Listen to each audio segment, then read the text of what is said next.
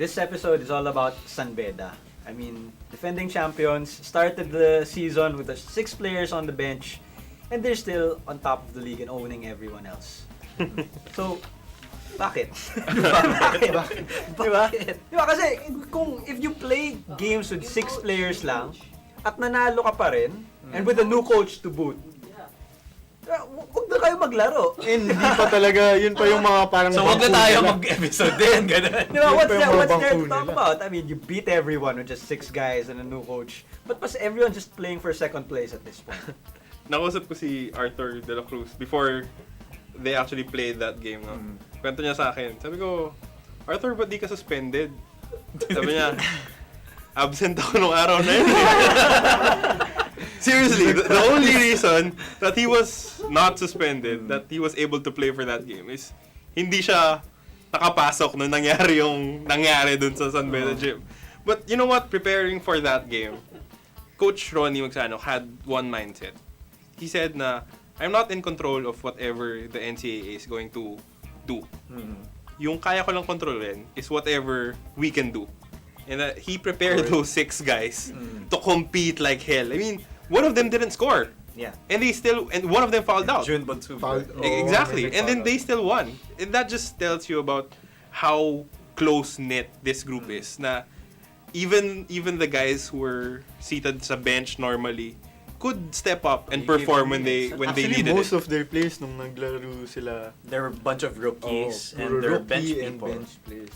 How much of it would you give to the team being prepared, and how much would you give to their opposition? Because as we know, the NC, the bottom level, the lower tier teams, they're generally, I mean, let's face it, some of those teams can be walkovers. Well, kahit naman sa barangay league, when kahit gaano kalakas yung team mo, kung lilima kayo, dapat matatalo kayo dun sa kompletong lineup. Napapagod rin kayo eh. Over a course Alam mo, of the game. madali yun eh. Sabihin mo lang dun sa kompleto, takbuhan nyo.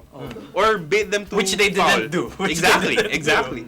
So, kahit na anong hina pa nung team na kalaban nila, there's really no excuse in losing to a team with only 6 guys. And you have Art De La Cruz putting up 18 points, 10 rebounds. But you don't see him doing that for Beda, or nobody expects him to do that for Beda. He's probably not gonna do that again this Ever. season. Right. Pero yun pala, pag bigyan mo ng chance, kaya nilang gawin. Pero what about now na kompleto na yung lineup nila? Sure win pa rin ba Beda for you guys? They have 2 more games without their center, Ola Adiogun, and honestly, it doesn't look like it matters. They won last season without Sudan Daniel, and they basically proved na if you want us to go all Filipino, we can do that also. It's just more fun to beat you by 30 instead of like by 20. Okay?